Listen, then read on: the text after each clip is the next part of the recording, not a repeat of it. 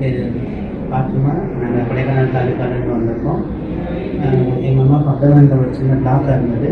அந்த பிளாக் வந்து நாங்கள் மத்திலகுண்ட ஒரு ப்ரைவேட் ஹாஸ்பிட்டலில் நாங்கள் சிடி ஸ்கேன் எடுத்து பார்த்தோம்.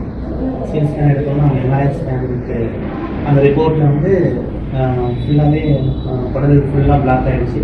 ஒரு 2 ஹவர்ஸில் வந்து அவங்களுக்கு டெத் அப்படின்னு சொல்லி அவங்க ரொம்ப இது பண்ணிட்டாங்க. அதுக்கப்புறம் நாங்கள் என்ன பண்ணுறது எது பண்ணுறது இன்னொரு 2-3 டாக்டர்ஸ் நாங்கள் கன்சல்ட் பண்ணியிருந்தோம்.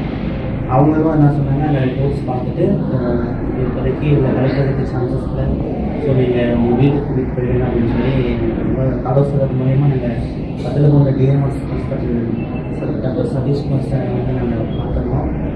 டாக்டர் வந்து பேசிட்டு தான் இல்லை எங்கள் அந்த டைமில் எங்களுக்கு உட்கார வச்சு எங்களுக்கு ஆறுதல் சொல்லி இம்மிடியேட்டாக அதை இப்போ உடனே நம்ம அதை சரி பண்ணணும்னு சொல்லி சதீஷ்குமார் சார் எங்களுக்காக ரொம்ப கேர் எடுத்து அதை நாங்கள் அட்மிட் ஆகி அந்த 1.5-2 ஹவர்ஸ்க்குள்ளேயே சர்ஜரி பண்ணி அந்த குடல் வாழ்வை ரிலீஃப் பண்ணி மோஷன் சைடில் மாதிரி பண்ணி உயிரை காப்பாற்றி ரொம்ப ஒரு சந்தோஷமான முறையில் எங்களுக்கு செஞ்சுருக்காங்க.